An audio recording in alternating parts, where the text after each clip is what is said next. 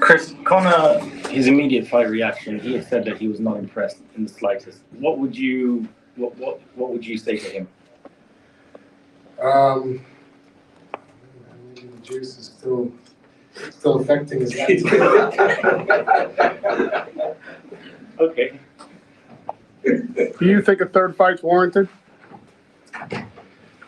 Listen, it is 1-1. If the fans want to see a third fight, you know me. I don't back down from a challenge. The both titles at 160 are going to be, looks like they're going to be fragmented. Do you think the trilogy we can get, because you're both quite ranked as well, do you think you can get the French world title or world title for a trilogy fight? Maybe. That is up to these gentlemen here. That's their job.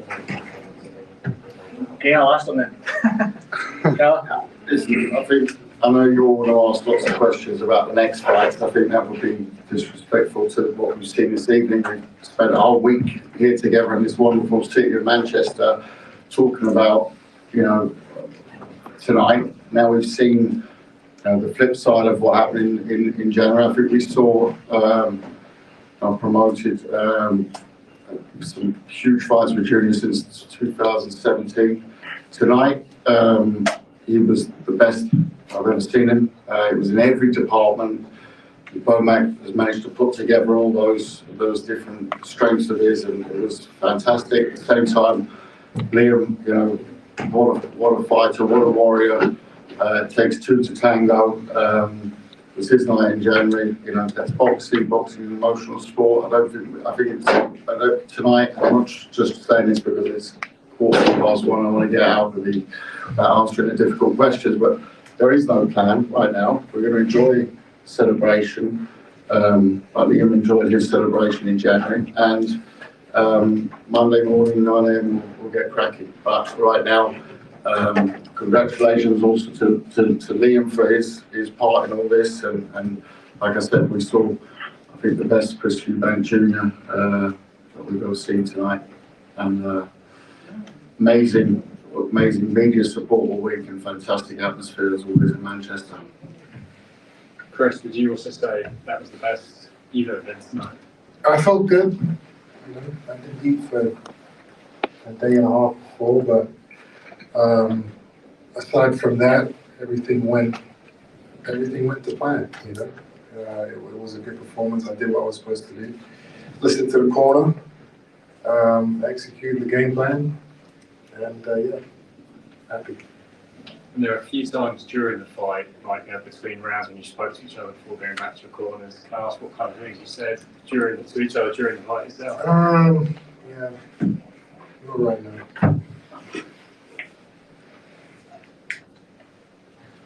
Any other questions? Last one. Yeah, I've got a question.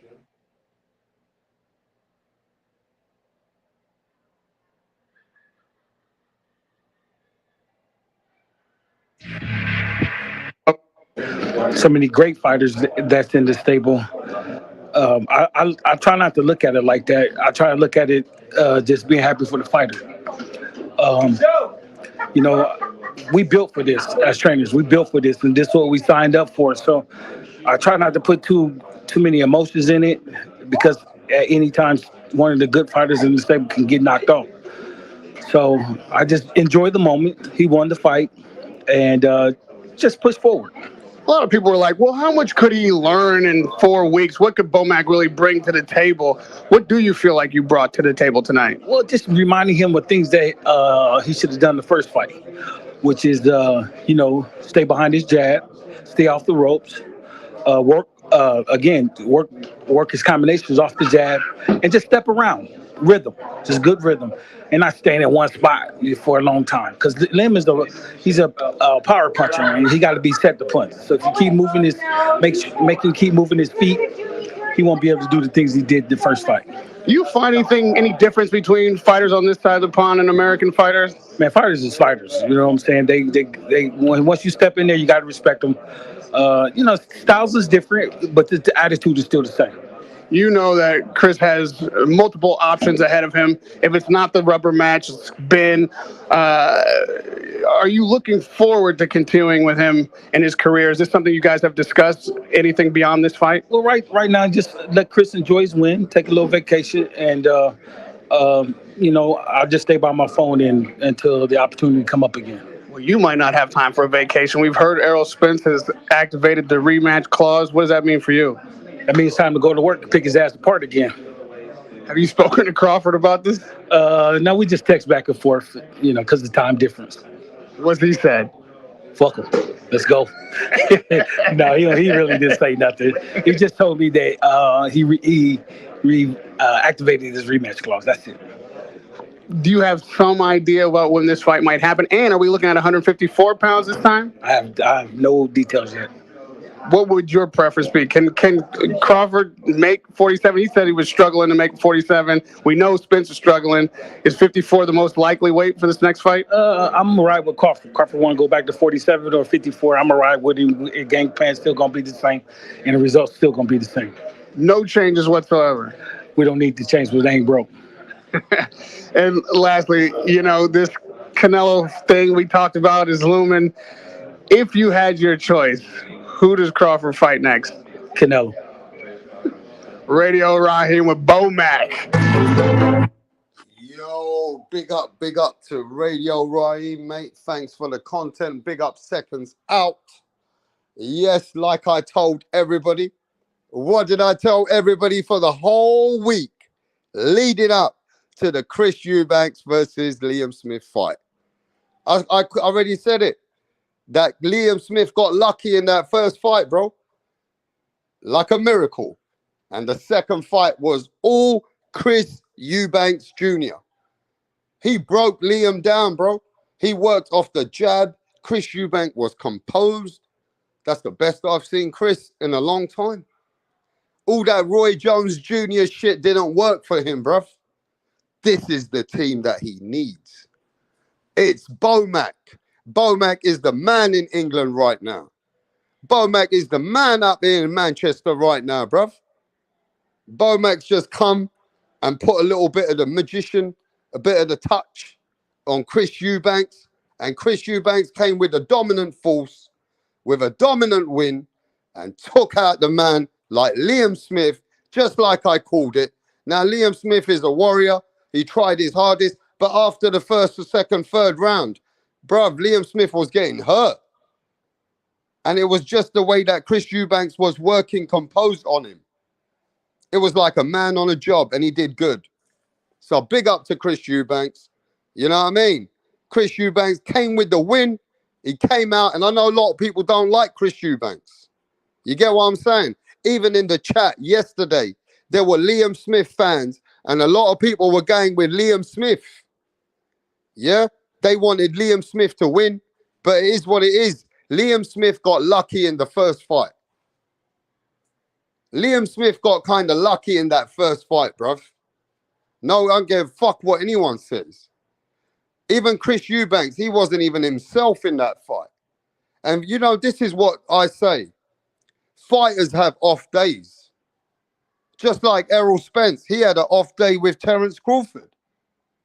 That was one of his worst performances as well. But, Bomac and Chris Eubanks, that's a good little team now.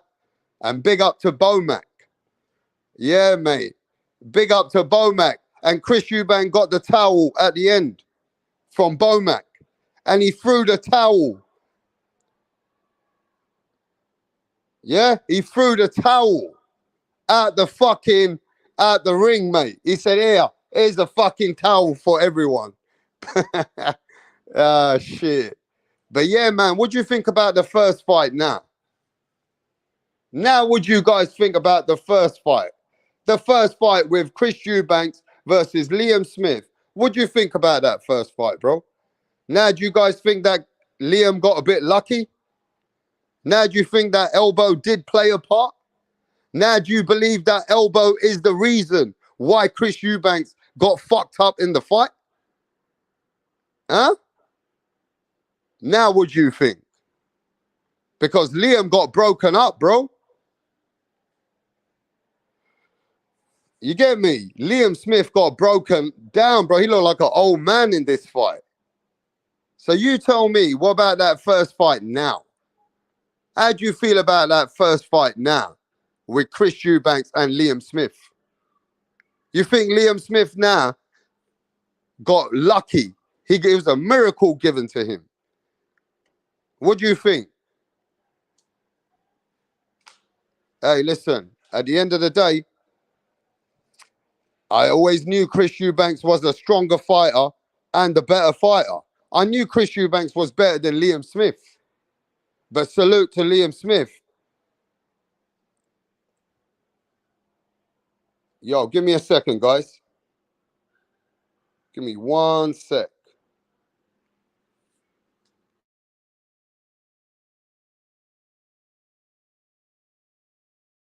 Right, what's going on here, Donny's on the next? Barry's actually going to propose to Sandra. Sandra has been giving Barry mad head lately, and he's witch, yeah? He's doing this behind the back of the boys because they know, yeah, they would have cussed him out for proposing to Sandra. Tracy had one job to do, and that was to record it, but she's all over the bloody place. Barry's clocked that she didn't get the footage, so he's going to propose to Sandra again. Oh, for fuck's sake, Tracy! What's going on?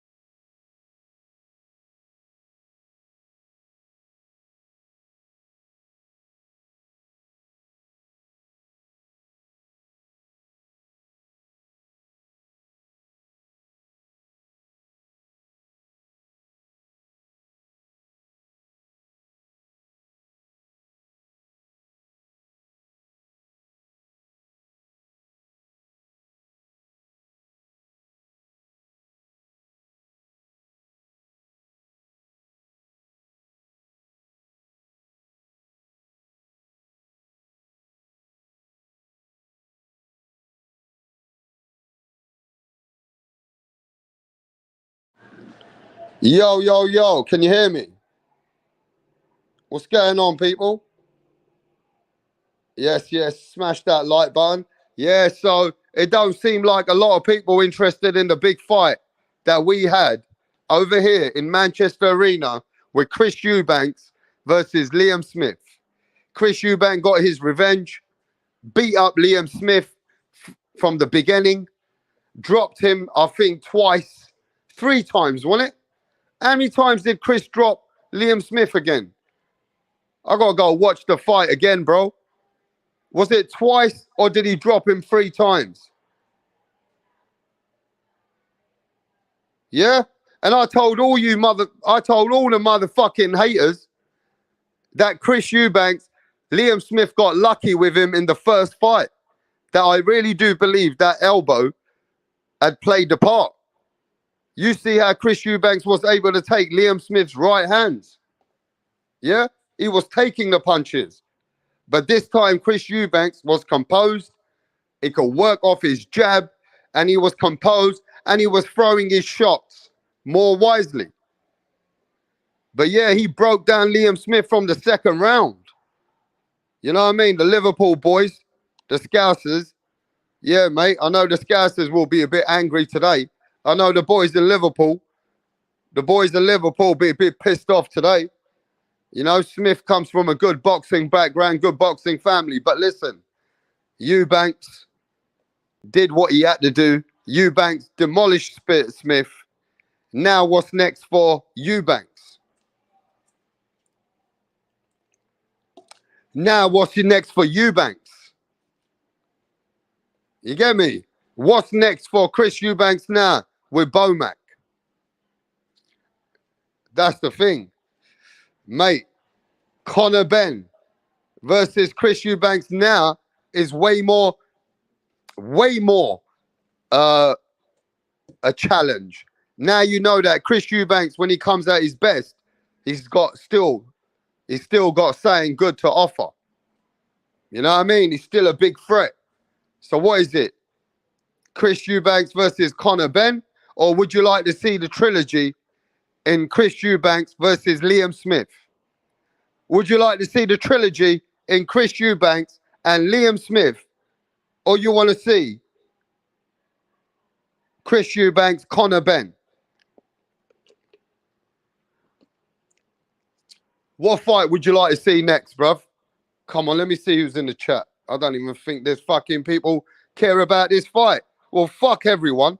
I'll shut the live down in a bit and I'll continue doing some other shit online and make some real money. What would you want to see? Conor Benn versus Chris Eubanks next, or the trilogy? Hey, listen, ain't no use no trilogy, bro.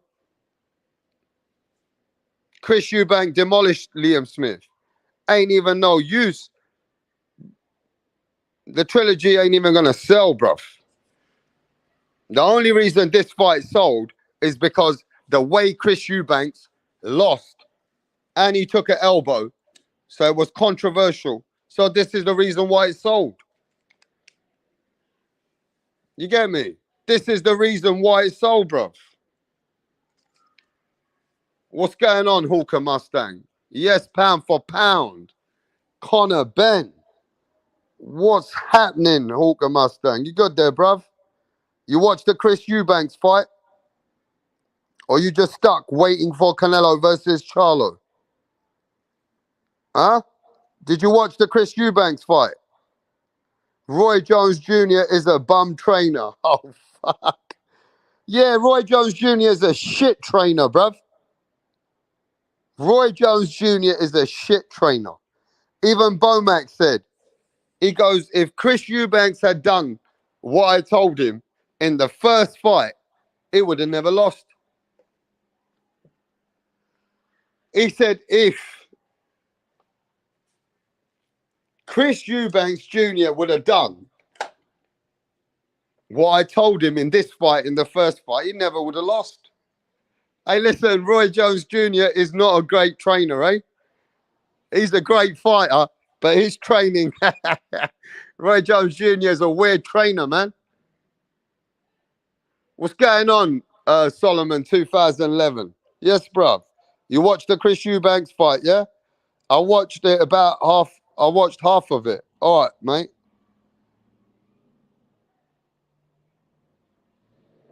Smith looked like a proper punching bag. Yeah, man. Smith couldn't come on. Smith got punched up, mate. Smith was taking a lot of shots. So he had to have his guard up. Smith was scared, bruv, in this fight, bruv. But yeah, man, what do you think of Roy Jones as a trainer now? And now talking about trainers, Bomac is going to go down of trainer of the year, bruv. Bomac is going to go down as trainer of the year. Trust me. Bomac is going to go down as trainer of the year. I say Bomac is the trainer of the year. I say Bill Haney did good with Devin Haney to beat Lomachenko. I'd say, I mean, yeah, but Bomac killed it. Bomac's killed it. Who else is up there with Bomac in 2023, bro? Who else can compete as a trainer versus Bomac in 2023? Somebody please tell me some names. Who can compete with Bomac, bro? Bomac is the trainer of the year. And Ignorant Boxing, respect to you. He says EUBANK should have done this in the first fight. 100% Ignorant Boxing. He would have never lost. Bomac is the trainer of the year, says Thunder Road. Big up to Thunder Road. Where you from, bruv? Hey, to Thunder Road. We've never seen you here before, bro. where you represent. What neck of the woods are you from? And if you're a hardcore boxing fan, we need to give you a wrench. Let us know if you want to stick on this channel, bro.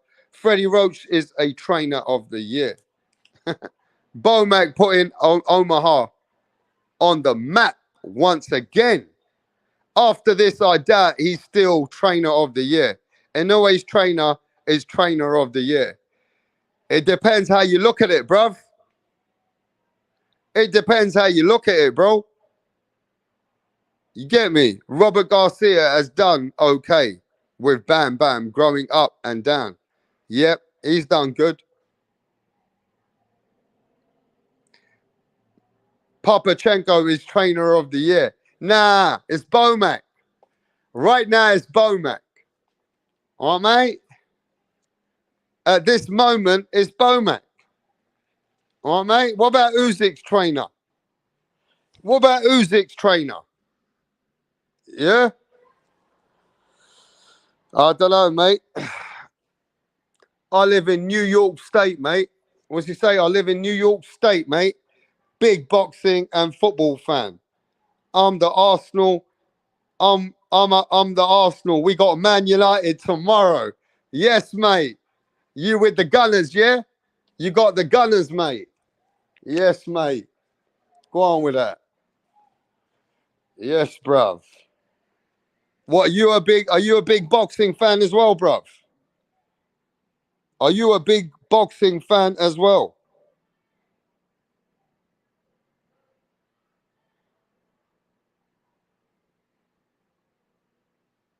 Are you a big boxing fan as well, mate? Inouye's trainer versus Bomac, we will see what happens next. Yeah, Inouye's trainer is definitely. Monster Inouye's trainer is definitely, bruv. 100%.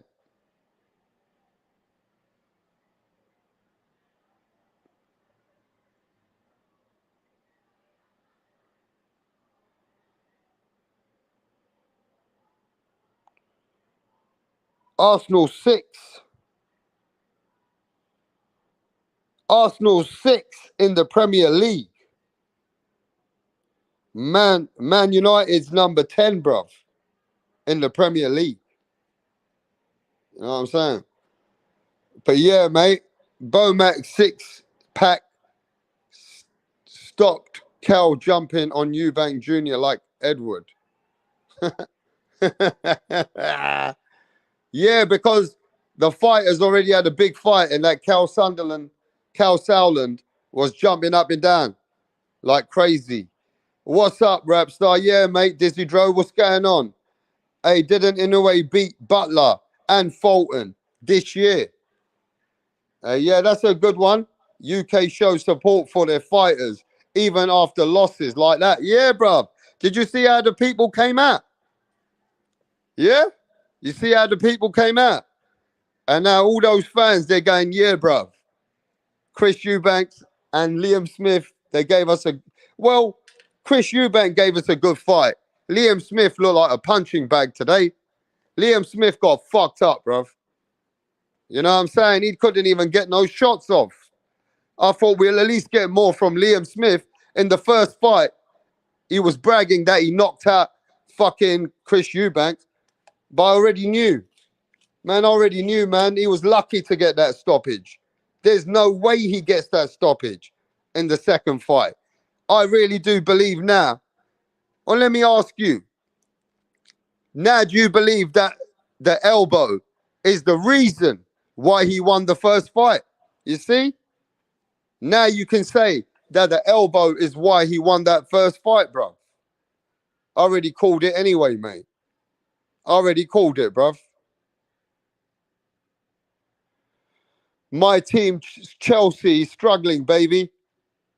Yeah, mate. All right. You with Chelsea, yeah? You with Chelsea, yeah? Well, Man City's killing it. Man City, Tottenham, West Ham, Brighton's killing it, bruv. Liverpool, Arsenal, Brentford,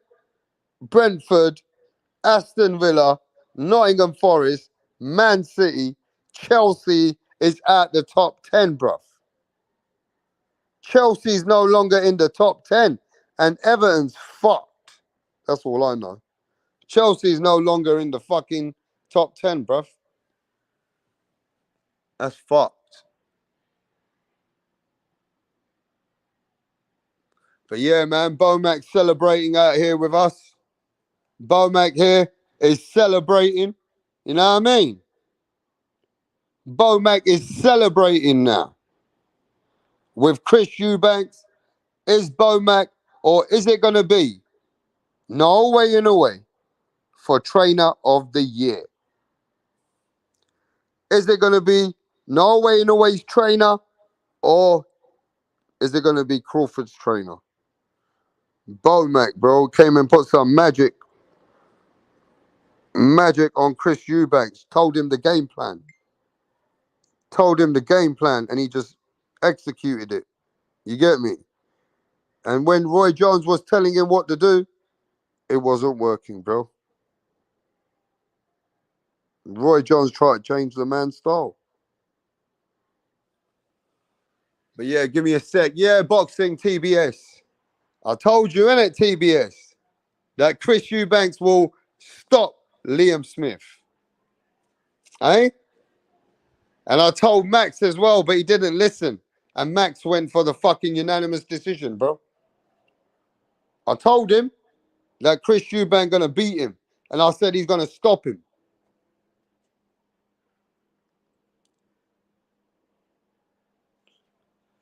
And that's what happened. And that's what she wrote.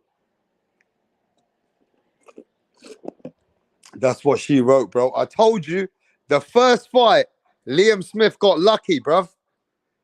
That first fight, Liam Smith got so lucky with those punches and how Chris Eubank had himself so open after one punch and then took a barrage of punches and the elbow. Come on, bro. He was lucky. He could never do that again. He will never do that again. And Chris Eubank came in strong. But now, who's the big fights for Chris Eubanks? Is it Conor Benn? You don't want to see the rematch. We don't want to see the rematch. Anybody here want to see the rematch for the trilogy? Now that it's 1-1. Do you want to see the third fight? Yes or no? Anybody want to see the rematch? Anybody over here want to see a rematch between Chris Eubanks and Liam Smith, bro? Because I don't. But hey, it's boxing.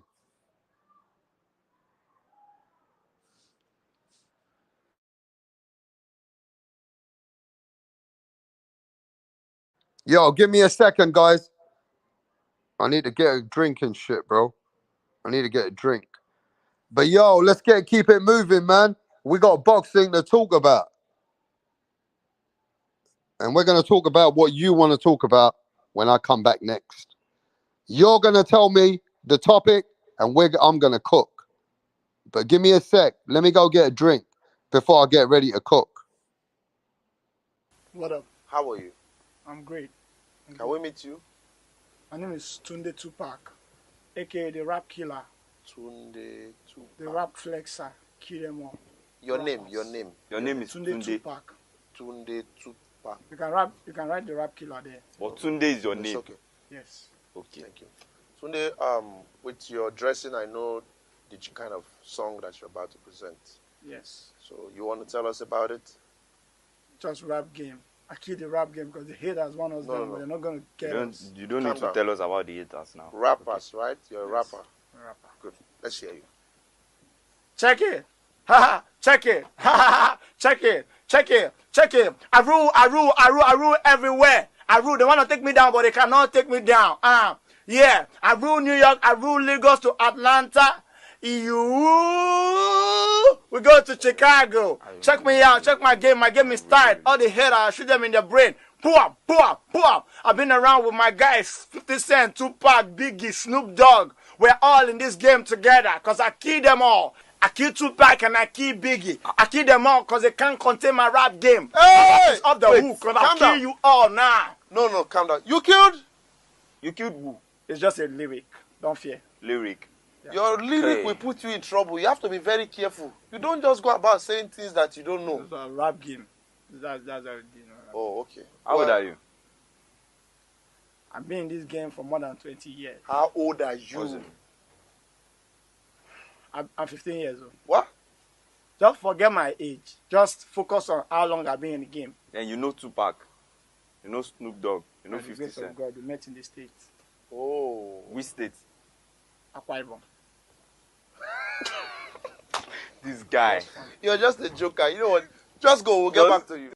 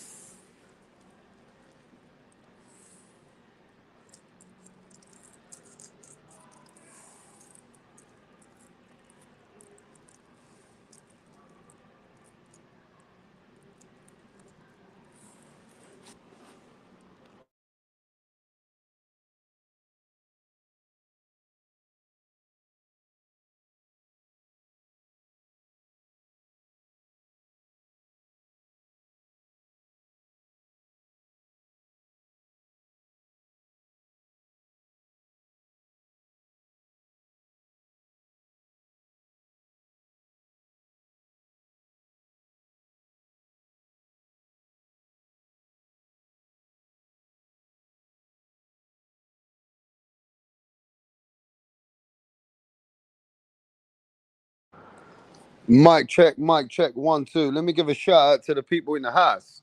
We got Flex in the building, mate. Big up to Flex. Flex BK Alfonso. Isaac Bermudez. Yeah? We got Stephen Bateman. What's happening, bruv? We got the Terminator. EUBANK's making improvements and adjustments and can beat Munguia. Regardless, it'll be a fight that the fans would want to see. Now, with Bomac and Crawford's team with EUBANK's, hey, EUBANK got a really good shot against Munguia. And they could sell that fight with the Mexican against the British Chris EUBANK's. And Munguia don't look that special himself. Munguia does not look that great himself. Munguia's in tough fights with Devchenko. Munguia doesn't look the greatest, bro. Right? He looking like he's a fighter coming up himself. Like, he don't that good. He's good, but he ain't no great. I reckon Munguia versus Chris EUBANK's. Bomac can train behind him. Yeah, Bomac the trainer. That's a good fight. Who put that one out there? Who's the first guy to say Munguia? Because that's a good opponent, mate. Hey, we're better matchmakers than the fucking matchmakers themselves. Who was the first man to put in the chat Munguia's name? That's a good matchmaking there. Munguia versus Chris EUBANK's. That's a fight. I'm interested. What happening to Edward Flexioner? Pounds. Moi. MAW. Isaac Bermudez. What's happening, bro? So, yeah, I like that opponent. I like Munguia versus Chris EUBANK's. That's a good fight. I want to see it. What else we got? Any other names? Any other names?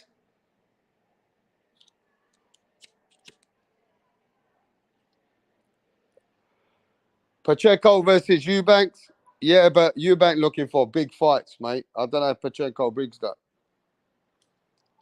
EUBANK's looking for big names, big money. I want EUBANK versus Ben.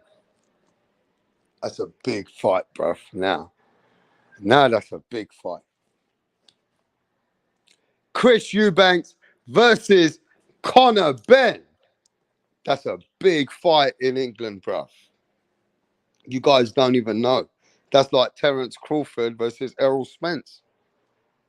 That's how big it is. It'll do more pay-per-views than that in England.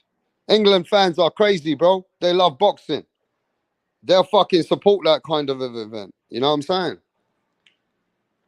Conor Benn. Berlanga versus EUBANK. Yes, I like that. I like Chuck. Chuck is a matchmaker, bruv. Chuck is a matchmaker. Yeah? Chuck is a matchmaker.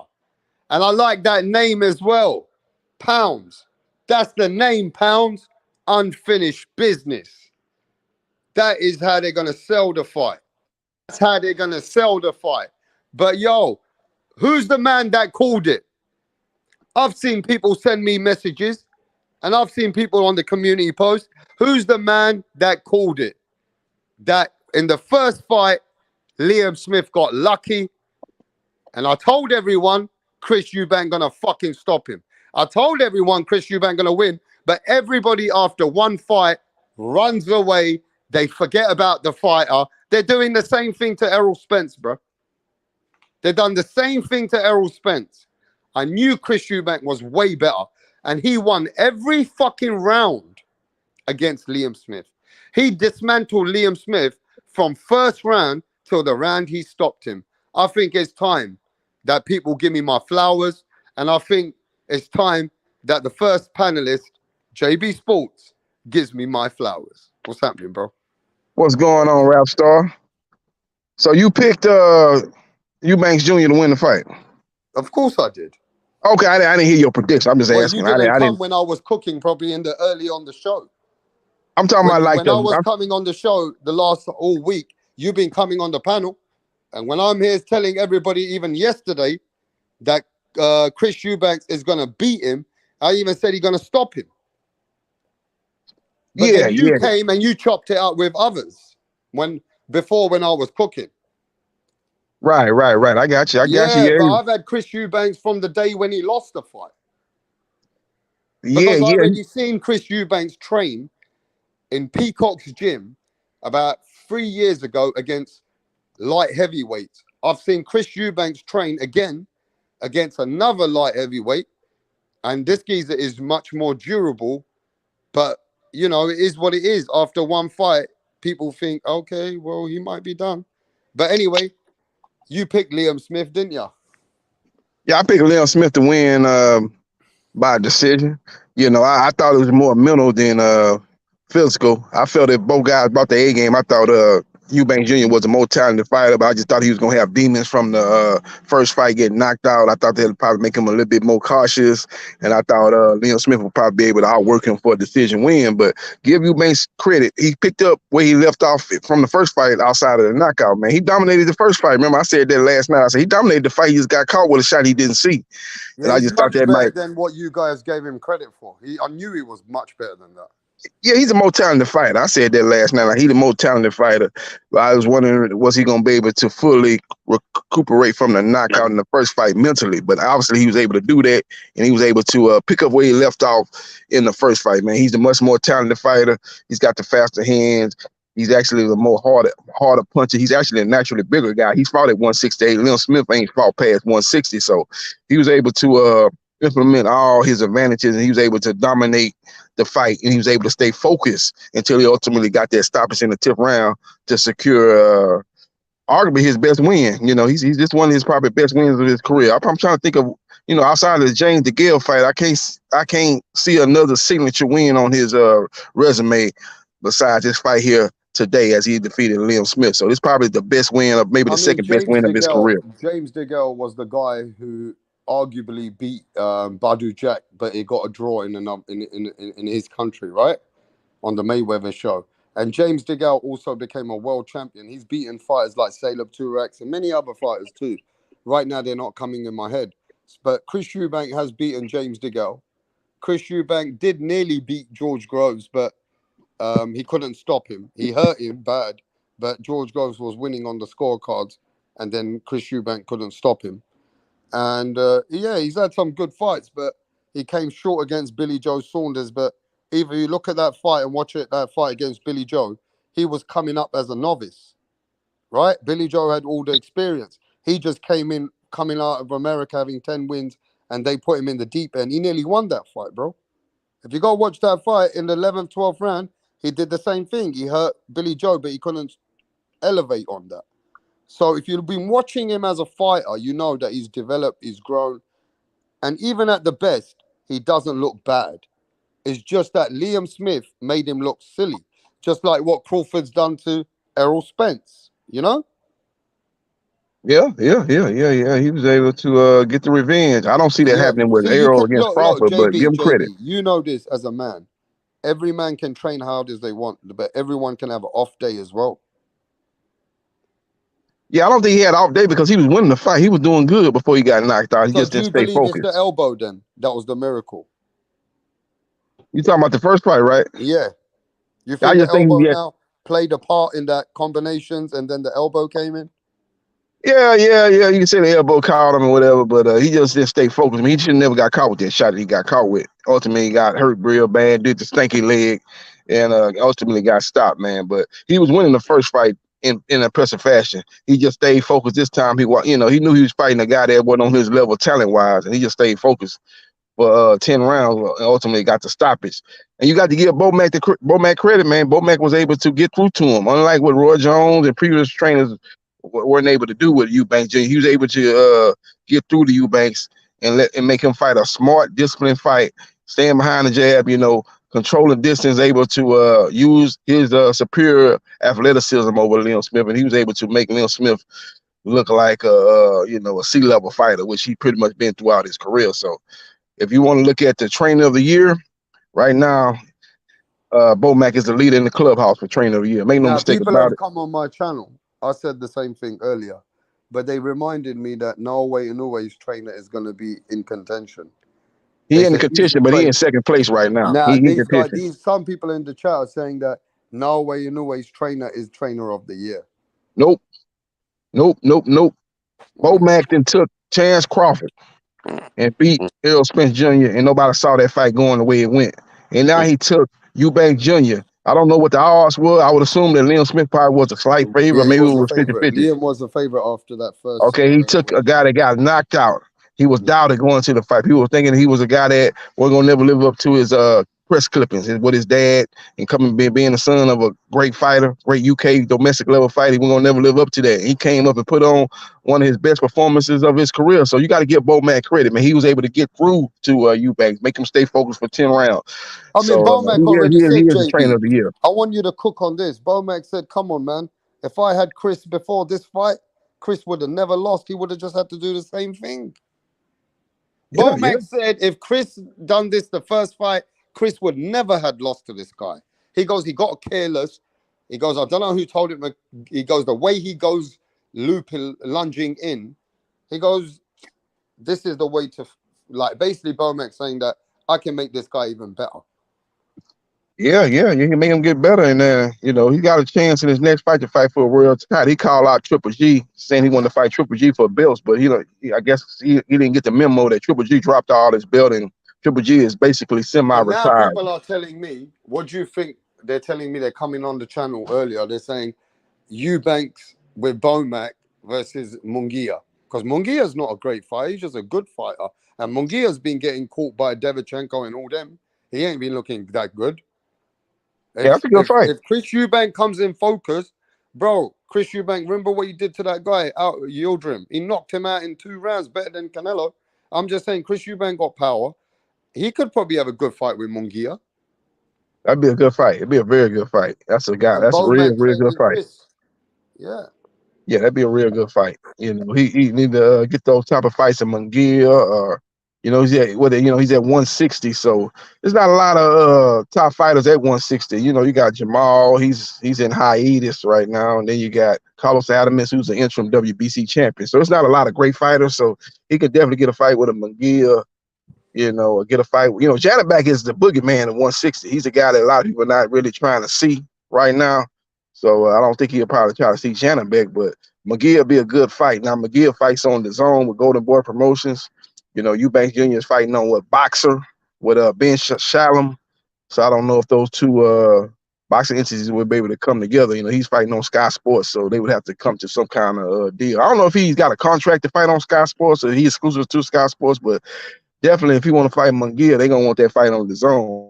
Because McGill probably last 5 or 6 fights been on the zone. So if he's able to go over there and fight on that platform, maybe they can make that fight happen for the beginning So of my next year. question is this though, like just to my mate Stephen Bateman, he goes, Beefy cost me 300.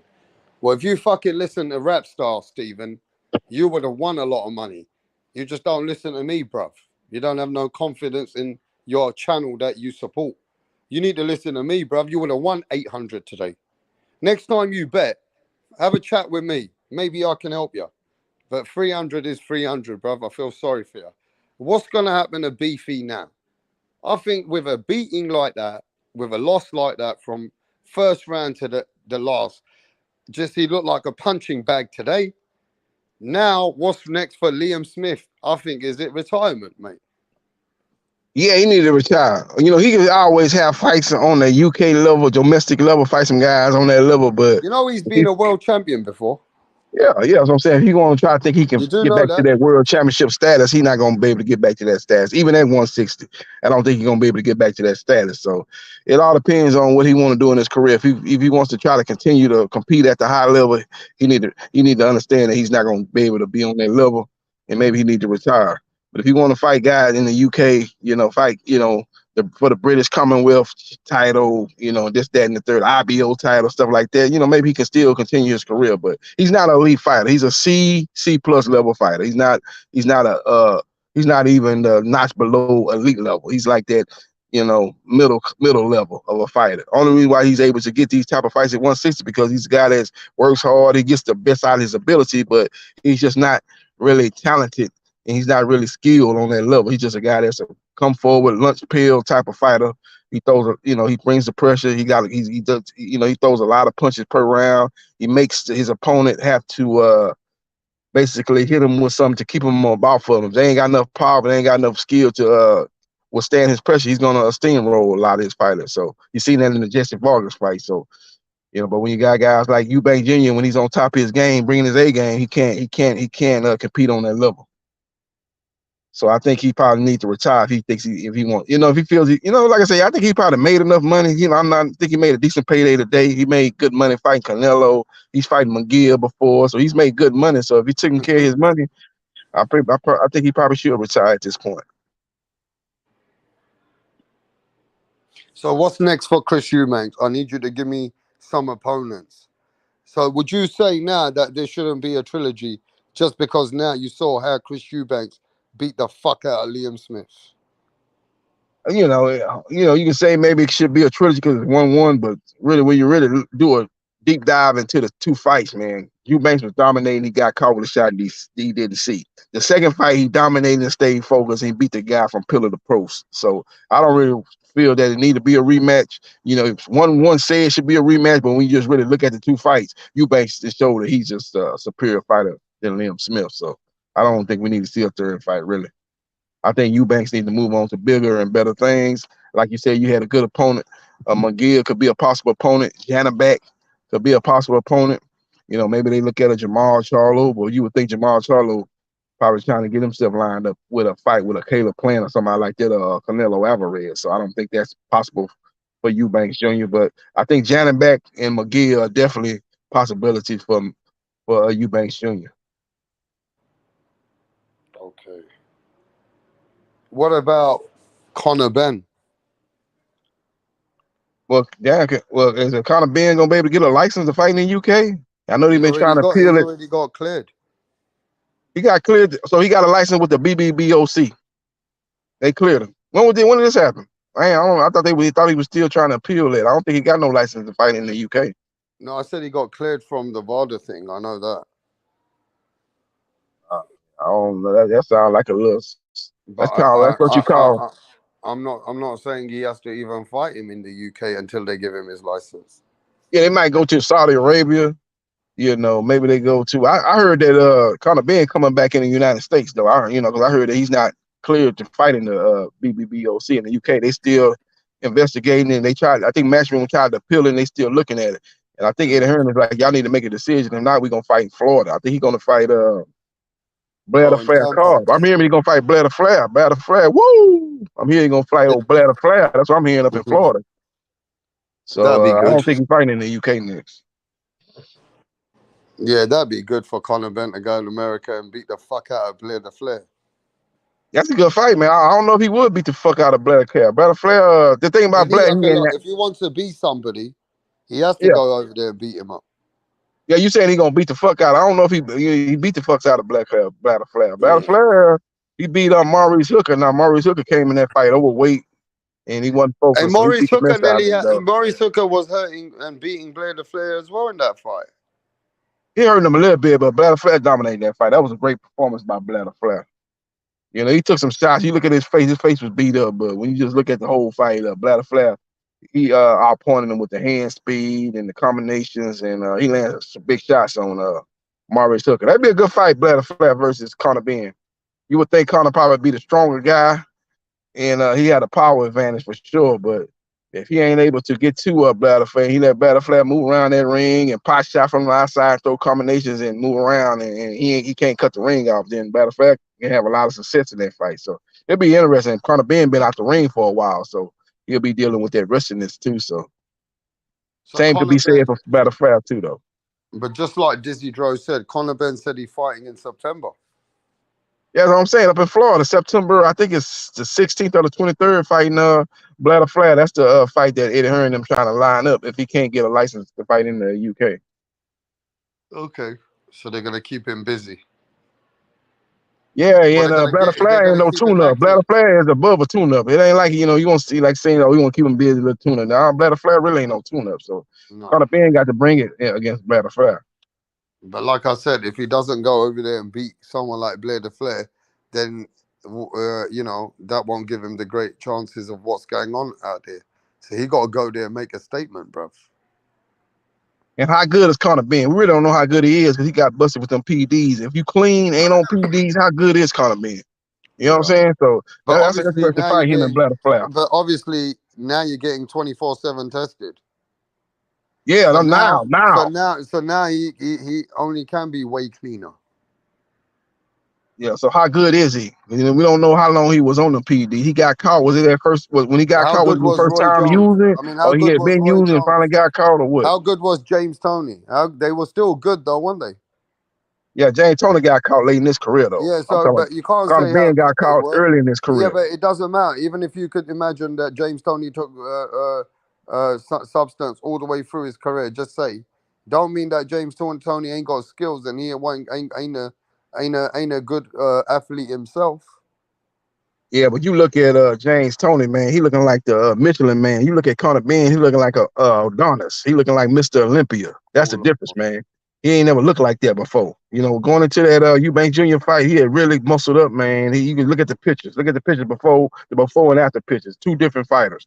Conor, James Toney always had a pot belly, pretty much. James Toney ain't never had no muscles like Conor Benn. You can just say James Toney, even Roy Jones, Shane Mosley. A lot of fighters have been taking heavy drugs, right? At the end of the day, how good are they? Now I'm not. When did Roy Jones get busted though? I'm not saying that Conor Benn, if he's a cheat or he did a cheat, and you know that's on him, like other fighters. But Conor Benn still got to have something to be able to compete, and that is heart strength. Let's see what he's got, because he has got a lot of strength. We'll see how that takes him into America. Let's see. We're only going to find out now when he gets there. Yep. Let's see how good he is. We really don't know because there's a black cloud over his career. We really don't know how long he been using PEDs, or you know, is it his first time being caught, or he been using it? He just got caught. You know, a lot of these fighters take these masking agents that's able to mask a lot of the PEDs use. They're able to cycle on and cycle off. But if you calculate cycling on, cycle off, that's how a lot of these fighters get busted. So let's see how he look. You know, like you say, matchroom boxing is. You know, they the leader in the clubhouse as far as these strenuous drug tests. You know, they testing these fighters and they're looking to you know, hopefully a lot of these other promoters follow their lead and have these strenuous drug tests just like matchroom boxing. That's why a lot of these fighters are getting caught with PEDs. So they're doing more testing than any other promotional companies. So let's see how Conor Benn look in this next fight. Yeah, like Alicia Baumgartner. Yeah, Baumgartner. She had a high level of PEDs in her system, so it's hard to at a high level. Oh yeah, she had a high level. You know, like I say, each case is different. Conor Benn had a high level too. You know, he had a high level too. But I'm just saying though, Baumgartner had a high level, so it's gonna be kind of hard for her to explain that away. You know, when you got fighters that's getting busted with traces, adverse traces of PEDs in their system, you know, maybe you can explain that away. Maybe I took the wrong thing with the ingredients of a PEDs or this, that, and the third. But when you got a high level of PEDs in your system, it's like, you know, it's hard to excuse that.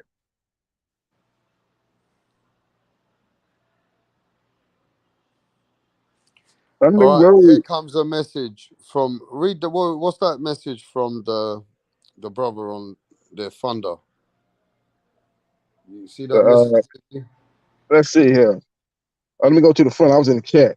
Let's look at. Let me go to the chat here. The last message. The last one. You got Thunder Road. EUBANK should be targeting Janabek for the WBO. Janabek has a unification against Vincenzo Gattalari for the IBO in October. I'm actually going to be at that fight. That fight going to be in Rosenberg, Texas, right outside of Houston. I'm trying to be at that fight. You're going to have Keyshawn Davis fighting as the co-main event. They got a state-of-the-art arena that they just built out there. So hopefully this is the first fight of many fights they're going to be putting on out there. But I'm going to try to get – I'm going to definitely get to that fight, catch that fight October 14th. Check that fight out. So I want to see Janet back to see Keyshawn. So I'll be in attendance for that fight. But maybe I'll be a correspondent before Rap Star Boxing, be live at that fight. Then you know what's going on. Awesome. Yep. Let's see, that guy. That guy. How the hell some of these fighters are full of PEDs? Well, yeah, they're able to get them, man. You know, a lot of these high level fighters are the ones that are getting busted. So they you know, they making big money. So they're able to get those type of PEDs and put it in their system. You know, there's probably more fighters out there using PEDs if we know about. A lot of them probably ain't got busted because they're able to get those masking agents. They know they got it down pat. They know when to cycle on and cycle off. And they got a good team around them as far as knowing what's on the list and what ain't on the list. They're able to stay ahead of it. But you got to be really on point with it. Them chemists is always ahead of the testing. So if you got a good chemist in your corner, they're able to stay ahead of it.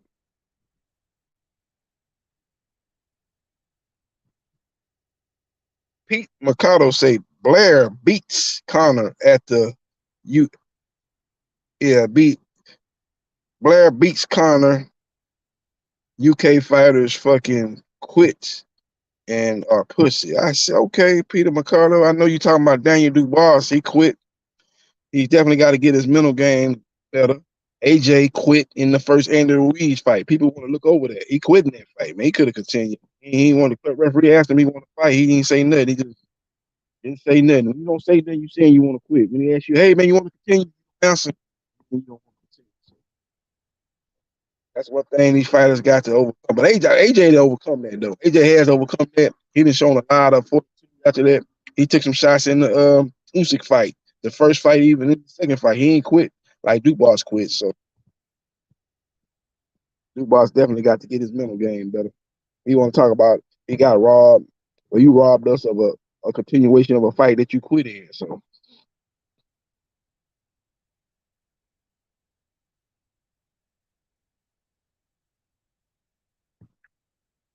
let's talk about Teofimo Lopez. Teofimo Lopez petitioned the WBO to become basically franchise champion.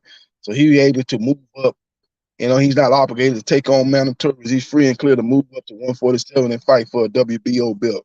I think what Teofimo Lopez, he's looking to become world champion in 3 different divisions. He was undisputed at lightweight, according to some. I say he was unified. Then he beat the man at 140, Josh Taylor. Became a champion at junior welterweight. Now he's looking to get a belt at 147. Now the WBO champion right now is Terrence Crawford. But once Terrence Crawford move up to 154, which all indications are he's going to move up to 154 and fight Spence, that belt becomes vacant. The mandatory contender in the WBO is Alexis Rocha. Rocha got a fight coming, I think, this month or next month. Take care of business in his next outing. We could get Teofimo Lopez versus Alexis Rocha for the vacant WBO welterweight title. Where that fight would happen at, would it be on ESPN or would it be on strong, but that could be a strong possibility for the first quarter of 2024 as Teofimo Lopez will be looking to collect another belt in another division. So that's one of the reasons why he petitioned the WBO to become franchise. Basically, they got another name for it, but it's basically franchise the WBO junior welterweight champion. So we'll see what happens and we'll see what transpires. Watch out for that, though. A lot of people was talking about Teofimo maybe fight Ryan. It seems like Teofimo and his team is looking to go on another route, go up to 147. Maybe fight at 140 in December against Jose Ramirez. Heisman Trophy night, win that fight, and then move up to 147, fight for a vacant belt versus Alexis Rocha.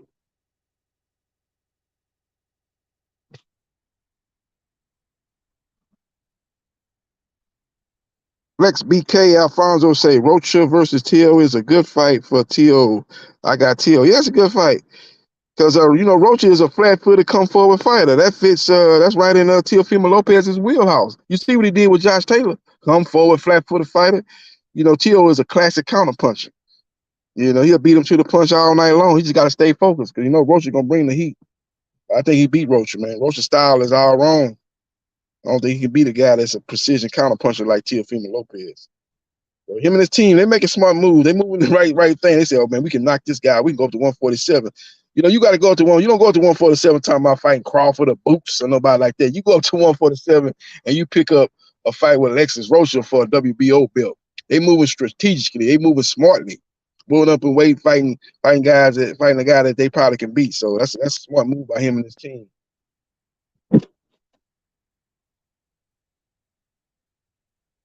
That's what Terrence Crawford is seeking to do, actually. You're not going to go up to 168 and fight no Benavidez, Caleb Plant. Them guys are too big for you, Maria. You go up to 168 and fight Canelo, a guy that fought at lower weights. Canelo started his career off at, 140? You know what I'm saying? You go up there and fight him, a guy that actually Terrence Crawford is taller than, have a longer reach than. You know what I'm saying? You have a better chance, even though Canelo Alvarez is actually, bigger, naturally thicker, but he's not tall and he don't have a longer reach. So you got to be strategic when you move up and try to fight for a belt. So Teofimo Lopez is doing a strategic move, and Terrence Crawford possibly could be doing the same thing, moving up to 168.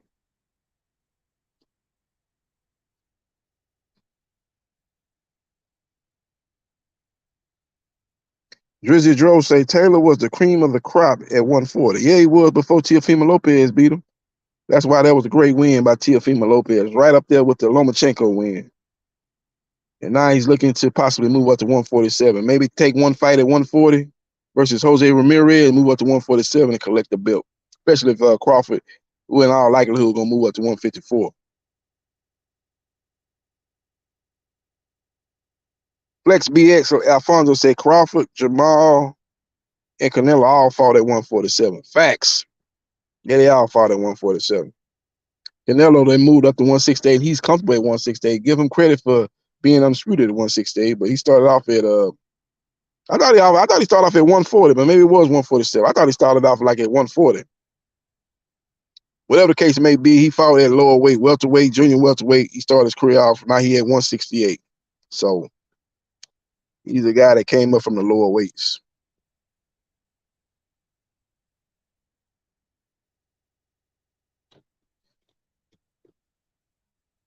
Very, very interesting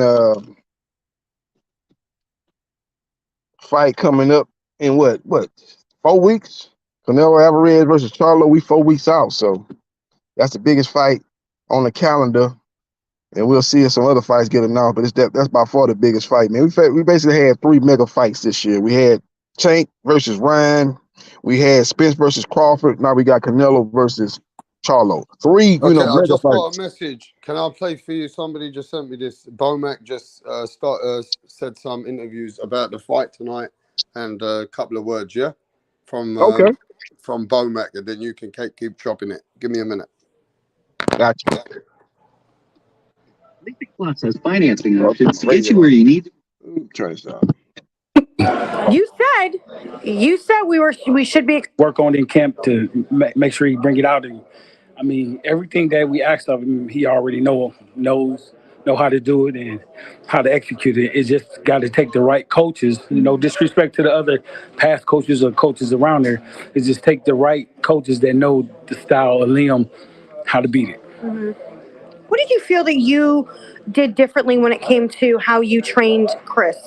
Because, like I was saying to you prior, there was always a lot of talk about how he wouldn't listen and so forth. What was your structure like?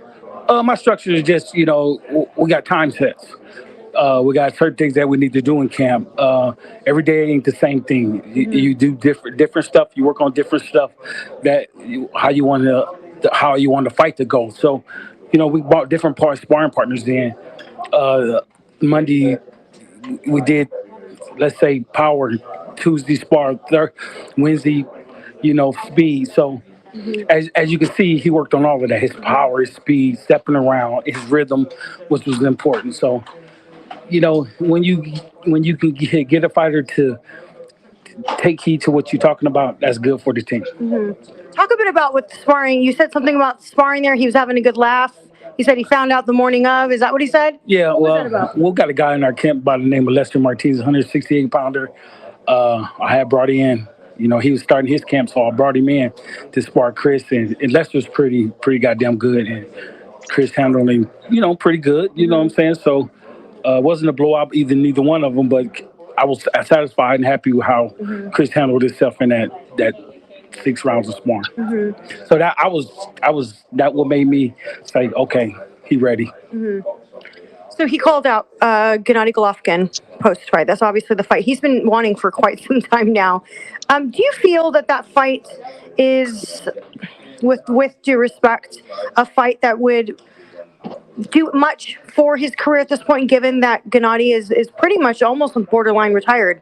Well, if that's something that he wants to do, that's one thing he want to try to accomplish. So I'm always going to be behind the fighter if he wanted to try to accomplish his goals. That's what they in boxing for. So if Gennady can get up off the couch or stay in the gym, or he's a dangerous fighter. I mean, dangerous as fuck.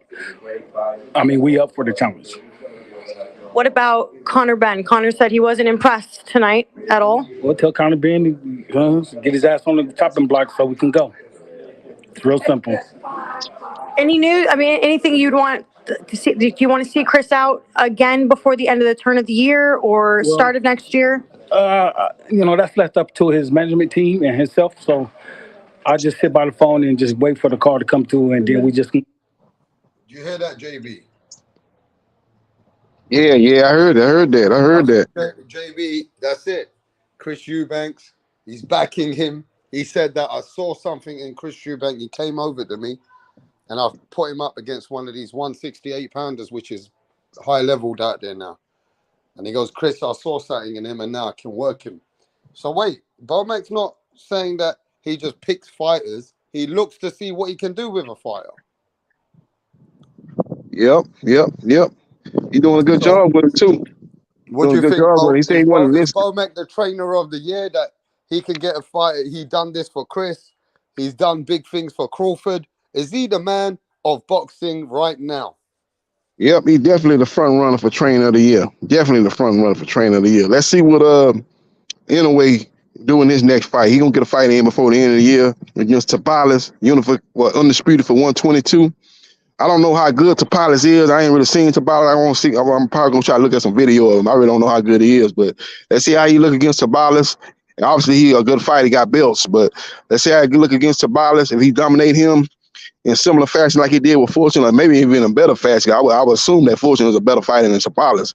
You're able to get him out inside 3 or 4 rounds, and that'll be another feather in the cap of Inoue's trainer. But right now, you got to give it to Bomac, because he's doing it with different fighters. Inoue training. Who else is he training besides Inoue? Is he training some other fighters and they doing big things? So that's definitely the tiebreaker right there, as far as Bomac is doing it with different fighters. That's why Derrick James was a trainer of the year. He was doing it with different fighters, Errol and Jermell. He's doing it with different fighters. So you got to be able to do it with different fighters. You got these guys that got one fight and that's it. That's Reynoso, he got 2 fighters. He got Canelo, he got Valdez. You got to be able to do it with different fighters and take different fighters to the top level. Roger Mayweather took Mayweather to the top level, but what other fighters did Roger Mayweather take to the top level? See what I'm saying?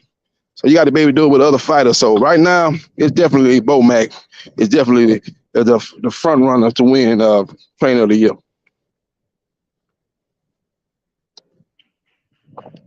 Gotcha. So Bomac's the man. Yeah, Right yeah, he's now. doing it with different fighters. Mm.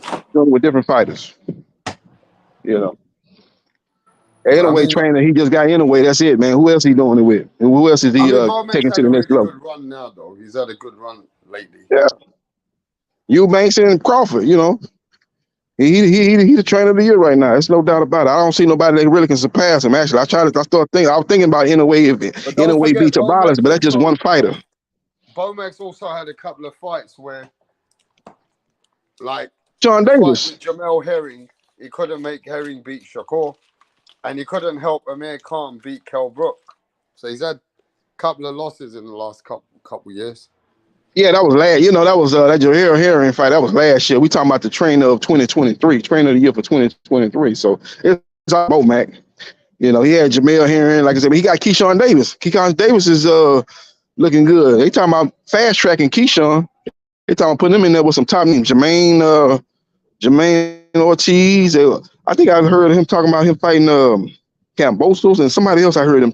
They talking about maybe putting them in there. You know, Kid Austin. There was another top level fighter they was talking about putting Keyshawn in. I heard the other day, but they trying to fast track Keyshawn, man. He's showing that he's already on the elite level. Maybe he might be fighting for a world title quicker than people anticipated. So, yeah, Bomac is definitely trainer of the year. He hands down, man. Now that I started, I'm just talking about it. I was like, oh, it's out of him and Inouye training. No, it ain't. Inouye training. Who else he training? You know what I'm saying? Bomac doing it with different fighters. So, yeah, Bomac is definitely the trainer of the year. Definitely the trainer of the year. Yeah, people are saying, no, Calvin Ford is the trainer of the year. Again, just like Inouye trainer, who else Calvin Ford training? Talk to the Who else is he training? Who else is he training? Calvin Ford got Tank. That's it. You don't have nobody else. I don't see he taking no other fighters to the next level. That's what TY is telling you in the chat. Yeah, that's what I'm saying. So you got to be able to take different fighters to the different level. That's what Reynoso did. That's what Derek James had done, and that's what Bomac had done. You know. So now you got to be able to do it with different fighters, different styles. Take them to their next level. So now. Right now, it's hands down, Bomac is trainer of the year, 2023 trainer of the year, and Terrence Crawford is the 2023 fighter of the year. It's definitely going to be a sweep for Team Crawford right now.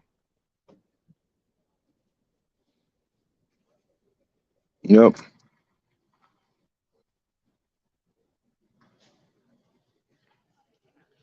Let's read the chat, see what's going on with the chat.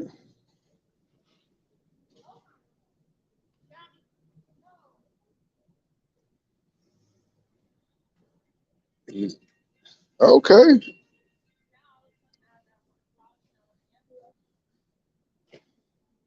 All right.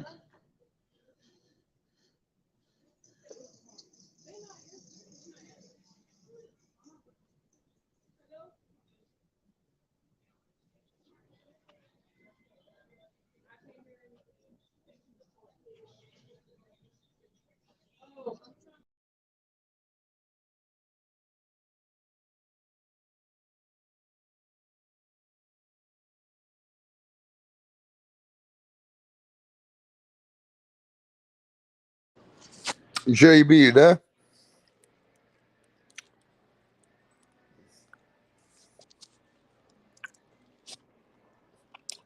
Right.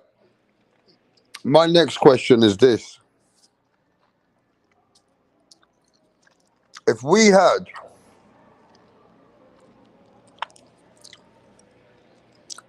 a little tournament, and in that tournament would be Regis Prograis, Devin Haney, and Teofimo Lopez.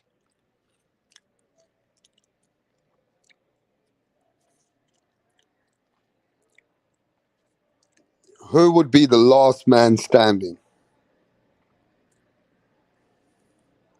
Hear me again. We're going to have a poll or vote.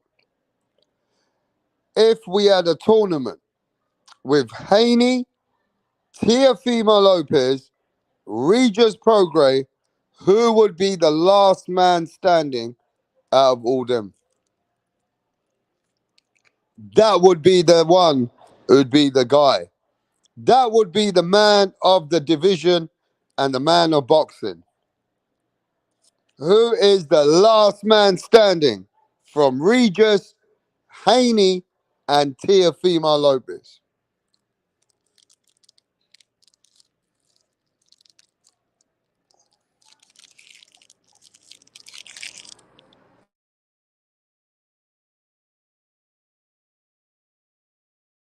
I saw you scratch your ass and sniff your fingers. I saw you scratch your ass and sniff your fingers. I saw you scratch your ass and sniff your fingers. I saw you scratch your ass and sniff your fingers.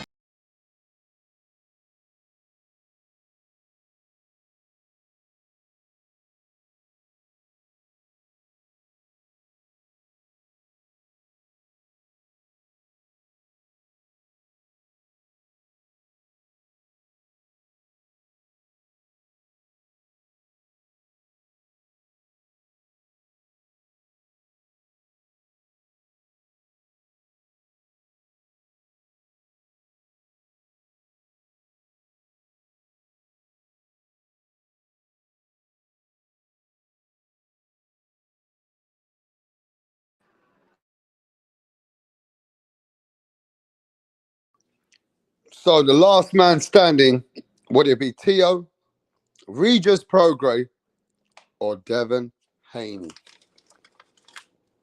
And in some respect, I think right now, we got a few people saying Teofimo Lopez would be the last man standing. Pat Greedy and some people are saying it's Devin Haney. Devin Haney will be the last man standing, not Teo. But the last man standing is going to be the man who's going to be running the division and the main guy to make the big name of themselves in boxing. And I just wish that boxing could still make tournaments. If you remember years ago, yeah, we used to get these Super 6 tournaments where there were tournaments in the middleweight, in the tournaments in the bantamweight, and there was the 6 best fighters, ranked fighters, and the winner gets the big pot. We need tournaments in each division for the guys that are young, coming up, and they can make the biggest amount of money. And in that tournament at lightweight, I would like to put at super lightweight, I would like to put certain names in each division. And the winner gets the biggest pot, the second prize gets pot, third prize gets pot. But at least they'll fight each other, right? Like they did with Carl Froch, Andre Ward, Durrell. All those guys, they were in the tournament. They were the highest ranked. Arthur Abraham. All those guys were in the tournaments. They need to put some big tournaments together for different weight divisions to keep boxing exciting. If only they could do things like that. Imagine getting a tournament with Lomachenko, Tank Davis, Shakur Stevenson. Who else you want to throw in there at lightweight?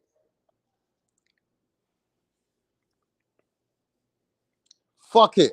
Throw George Kambosos in there. Throw them all in there, man. You get me? Imagine that. That'd be fucking fire. That would be absolute fire. If they could put some of that Saudi Arabian oil money and make some moves like that, bruv, that will be fire. So we can get the big fights. Frank Martin, Keyshawn Davis, Kid Austin. Throw them all in a fucking tournament, bruv. That's what I'd love to see. And get the Saudi Arabians to fucking fund it. Get the Saudi Arabians to fund it. Like, look at the fights that are not happening, though, bro. What's going on with Dimitri Bivol and Arthur Beterbiev?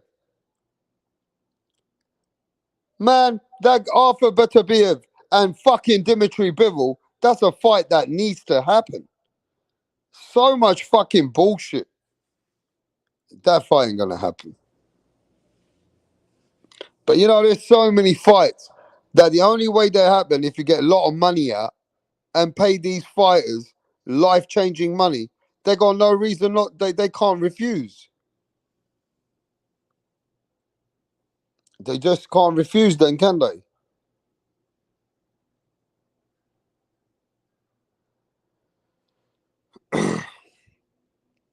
I ain't drinking anymore, bro. I'm giving up on drink for a bit. But I like a good old beer.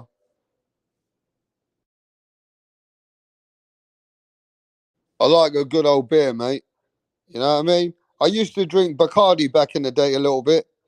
I don't drink no Bacardi. I like a bit of Malibu.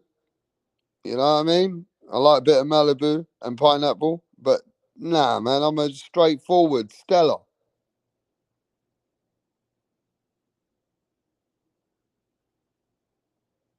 You get me? Just a nice bit of Stella, and I'm good, mate. Yeah, mate. But yeah, I reckon now, bruv, we need some big fights, big tournaments. Only if we could get matchmakers to get money for fighters to fight, and we could get some other big fights. But we've had a good year, no complaints. We've had a good year so far, no complaints. You get me? But just like we saw today's fight, and you saw a guy that came back that everybody said he couldn't do it again.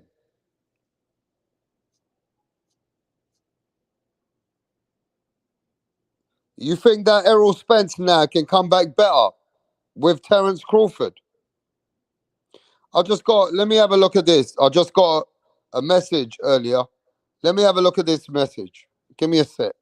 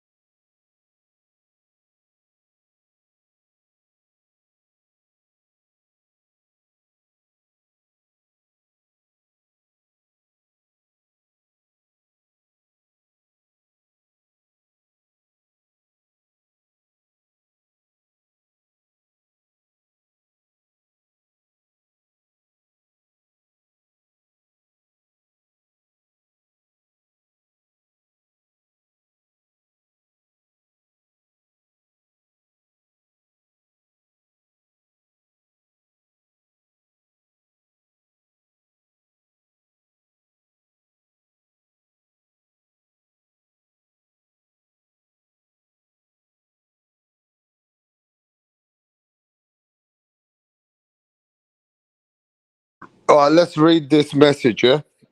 Serious question. If Errol Spence hired Alex Ariza and fitness conditioning coach, then it would put 101 pounds of muscle, increase his power, endurance, and KO Terence Crawford in a rematch. What do you think people say? Listen, man, Errol Spence can train with who the fuck he wants. Errol Spence can get Alex Ariza. Errol Spence can get who the fuck he wants to help him. Terence Crawford's with Snack. Ain't no give a fuck. Errol Spence needs to get help from nutritionists. Errol Spence needs to get some help, bro.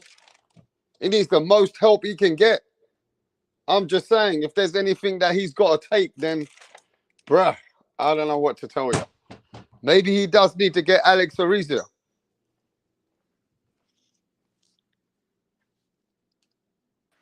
Hey, listen, at the end of the day, bro, all I'm saying to people is remember this. Errol Spence does need to change some things.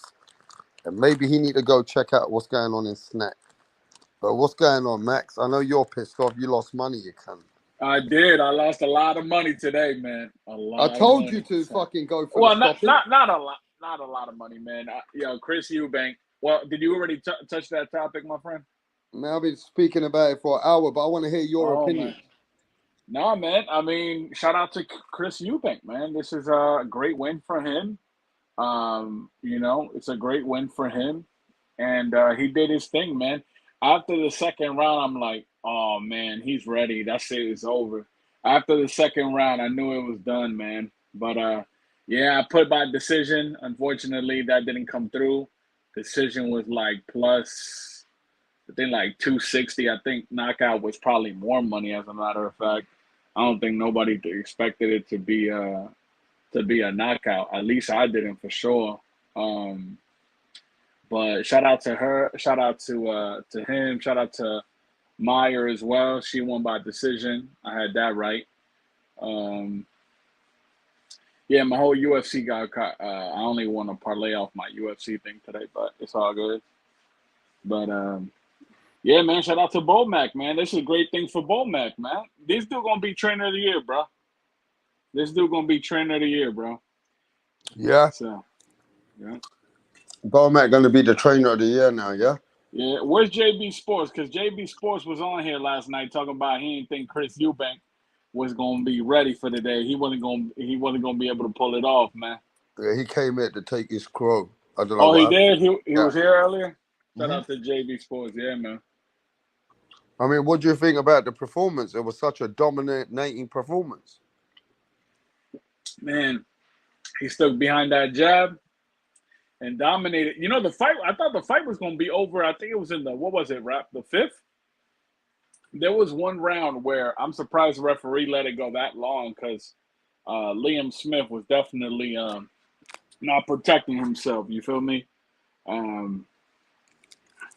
But yeah, man, it was a good fight though, Rap. I mean, for your boy, what you think? How's everyone over there in the UK today? They good? They happy? It's good. I mean, there was a lot of Liam Smith fans, a lot of the Scousers, a lot of people were going for Liam Smith, so they got it. But it goes to show you now that just like I was telling everyone, that Eubank is a much better fighter than that. And that Yeah, it's first just fight, a fluke. It's a fluke. It's the same thing that happened with Teo and Cambosis, bro. It's a fluke. It happens. That's why, the rematch. and now what do you think about Roy Jones as a trainer? Maybe he's not the best trainer to have. But again, Bomac's been doing this for a while, and he got a whole team over there. It's not just him. Of course, Bomac's a heavier guy, but his intelligence for the sport of boxing is incredible. He got that other trainer, Hispanic trainer, Isau, as well. He got Bernie the boxer over there. So he got a good team, man. He got a good team over there. So shout out to Chris Eubank. I heard they're going to try to make this Conor Benn fight happen, maybe, if your boy gets cleared from the eggs here, Yeah. But, we'll see. We'll see, man. We'll see. What do you think about Bomac saying now that he'll train him to fight Gennady Golovkin? I mean, look, man, I believe in Bomac, man. I think he's the real deal, man. So if he's saying he's gonna do that, I mean, bro, there's a good chance he can pull it off, man. Wow. But I'll say this to you to say this. A lot of people went for Liam Smith after one fucking fight that even looked suspect. Even that elbow landed, but they were going after that with Liam Smith. Yeah, the homie down in Medina was saying that last night. He said that was an elbow. That was an elbow shot. Exactly. Now, in that first fight, that Liam Smith got lucky now, innit? You can see that now. Oh, for sure, yeah. All right. So why do people now not giving Errol Spence now the same chance that he might not do better in a rematch? Well, because the difference between Liam Smith and Errol Spence is that no one thought that Liam Smith and Chris Eubank was a 50-50 fight.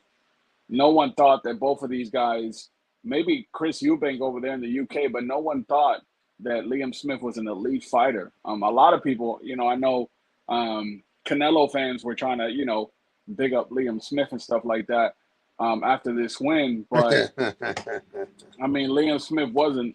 I don't ever consider him an elite fighter.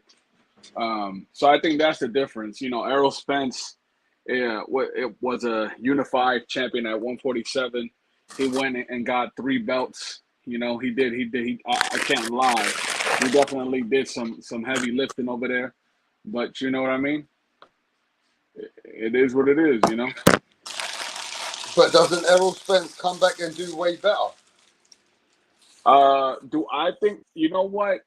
Part of me thinks that Errol Spence is going to come back and do better. But it won't change the result. You know what I mean? I think he won't be as drained at 147. I think he'll be a little bit more more comfortable at 150 at 154. So yeah, man. So you basically believe that same, like a lot of people now don't give Errol Spence a chance, right? Can you imagine if Errol Spence pulls off a miracle? Like, is that a miracle now for you? I mean, if he pulls this off, man, Ben Israel gonna come back up to your channel, man. Oh yeah, Ben Israel's gone missing for life. I haven't seen the brother, man. I saw him one time on H Money, and that's it. Yeah, Ben Israel's gone missing for life. Yeah, There's nearly 40 people watching on right now. I want some people to smash that like button. But I'll tell you this right now. One of those under 40 people is Ben Israel. Right now. He still won't come on. Because he's totally embarrassed. Yeah, I wonder what it's Tip only a boxing Bayless. match, bro. Yeah. I don't want people to take it too serious to heart. I wonder if Tip put any money. He usually be betting on these fights too. I wonder if he put anything tonight. Bro, man, UFC, man, come on, man. What happened? Nah, man, I had a good amount of parlays, man. Who's in UFC? Who was fighting in UFC? Rose, Thuggin Rose came back, but she was going up a weight division. She was going up to 125, and she lost by decision. But if that win would have hit, bro, I would have been having a good day today. But you would have made good money. Yeah, but it is what it is. You won some last time. You win some, you lose some. I've been getting into UFC a little bit more. I know I always clown Mirage, but I've been getting a little bit more into UFC, bro. Where'd you bet on UFC? I did like on an app, like an app. It's called DraftKings.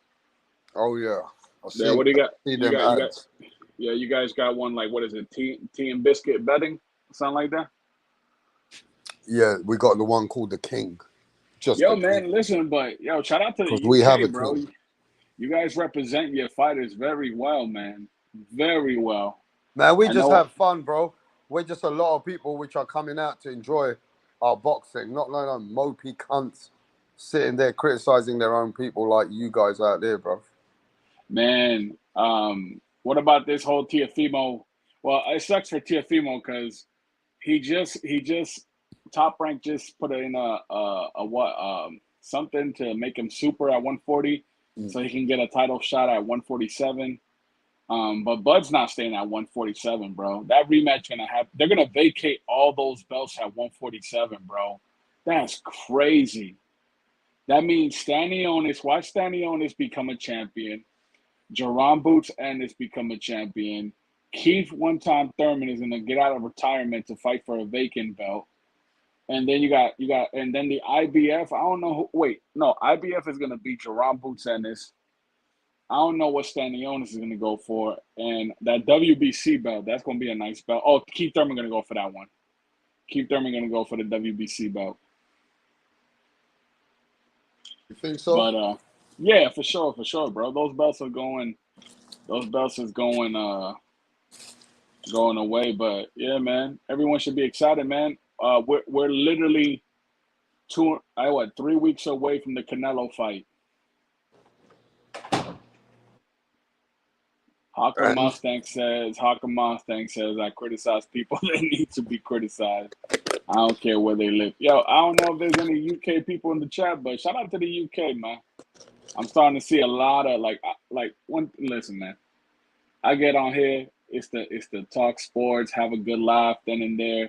When y'all getting too serious, I'll be like, bro, it's not that serious, bro. Just chill out. Like, we're online, bro. Like, you feel me? But I understand some people want to do what they want to do, but this is the sport of boxing. Shout out! I'm really happy for Bomac, man. A lot of people tried to and I get it. Bomac's a bigger guy, but that his position has nothing to do with how he looks. Has everything to do how he thinks, and that's why he has other coaches in his corner. Remember when Spence and Derrick James try to play Bomac? They try to say, "Oh, he got a whole bunch of coaches over there." You know what I'm saying? He can't get in the ring. This and that. He can't get in and out of the ring. He eating Cheetos. You know what I mean? But this brother over here that eats Cheetos, demolished your whole camp. You know what I mean? I mean, he's a hard worker. He might be a big fat, Yeah. oversized motherfucker, but he's a hard worker. Even a harder worker than But he's older, slim man. guys. He's older. He's an older cat, man. He used to be a boxer. He was in shape. But look, he'll travel to other countries and other camps. He's really dedicated. Yeah, man. He loves the sport of boxing, brother. Well, his name's up there now, so it's time for him to make his money as well. Hey, let me ask you about your cousin, all right? I want to ask you about your cousin, Prince Nassim Jr., right? What you think of him? Why would you say that anyway? But anyway, yeah, Prince Nassim, what about him? His son, wasn't he on the undercard last week for I didn't get to ask you about that. Yeah, but it's too early to talk about that really anyway. But Rob, you a UK boxing fan, right? Yeah, but it's so early because the guy just had one fight with who's just a little, cab driver right now. It's hard. Am I talking to Rap Star Boxing Knowledge or am I talking to Rap Star Boxing Knowledge? I ask you. Let me tell you why I ask you. I haven't even seen more than Prince Nassim's more than one fight. I haven't seen Prince Nassim's son that's the first fight I've ever seen. Okay, I don't know. okay. I don't know. Do you have any more footage on him? Well, no. I'm asking you because you're connected out in the UK. So maybe coaches, trainers out there that know him. I haven't heard no words. Okay. The only words I've heard is his other son that his youngest son is the guy in the amateurs. I've not heard nothing about the older son. This one. I've heard his youngest son is the one which is doing really good in the amateurs, but everybody's sons are coming up now. Fernando Vargas' son. No, the Vargas boys are the real deal, though, man. Are they? I know one of them the seems to be. They're saying that he is. I forgot which one it is, but there's one that's definitely a star. He's gonna be a problem. The other one is still good, but you know what I mean. Top Rank's doing their thing over there. They're taking time with them. I think they're on the Top Rank. Yeah, it's very tough for the sons to do better than their fathers. Some fathers have got a strong legacy, like Costa Tszyu, Tim Tszyu, Nigel Benn, Conor Benn. EUBANK's dad did way better than what EUBANK's is doing. Fernando Vargas was 2-time champion. Yeah, you and Sonny Edwards, it just, it works. It seems like you're in love with Sonny Edwards, not me, bro. I don't even know what the fuck you on about. Sonny Edwards is just a UK fighter, bro. Like, he's a good UK fighter in that lightweight because he's doing really well. Bro, that guy is hilarious on Twitter, bro. He's a troll, bro. He be having me dying, yo. Who's Sonny Edwards? Yeah, bro. He said that if he beats Bam, Clarissa Shields got to take him. He gets to take. Oh yeah, I heard about that. And she's down with it. She's like, yeah. She said. Of course, she's down with it. She can't get nobody. She said that Bam is gonna win. But if that will be extra motivation for Sonny, then she'll do it.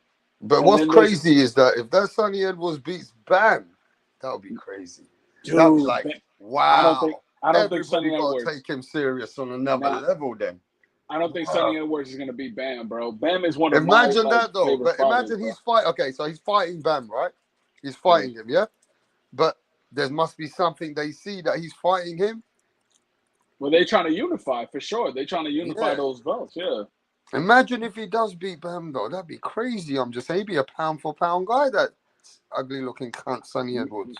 Maybe number 10, bro. Maybe number 10. Whatever, but that'd be Yeah. mad, innit? Sonny Edwards, It's because worldwide. If he beats Bam Bam's Bam, that'd be nuts. Bam Bam's a Bam's favorite though. Yo, Bam Bam's a dog, bro. Like this dude fought with his jaw broken, bro. Like Okay, are you that confident that Bam beats Sonny Edwards? Are you that confident? Yeah. Are you very, very confident, yeah? I give it an 80 to 20% chance. Okay, so if you give it 80, 20%, yeah, then Yeah. I'll bet you 20 against your 100. That's fair, isn't it? That's fair because you're that confident you're going to get a free 20. But if I win, I'll get 100 of yours. Jesus. Because you're not that confident, really, still. We'll talk. Exactly, you got to talk about when we get, it. When we get Sonny closer, Edwards has when we got get you closer. shook on 20 and against 80. He got you shook there. Sonny Edwards has got you shook. Yeah. So Let me tell more you like it's a 70-30 or 60-40. Yeah, bro, let me tell you something real quick, right? Sonny Edwards has got Max shook. Remember when Teofimo was going to fight Josh Taylor? Remember that?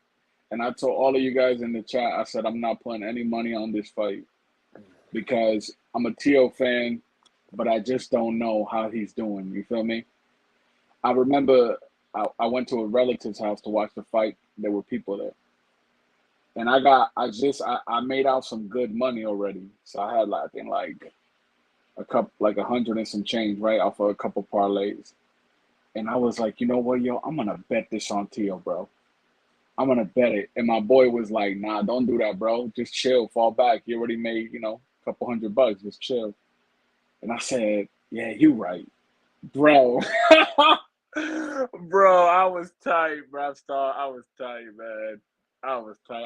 Next time you want to win or lose, don't listen to nobody else. I think it was like, I think I would have made like $600 off of like 200, bro. I was yeah. tight that So time. next time you want to win or lose, you're happy to lose on yourself and win on yourself.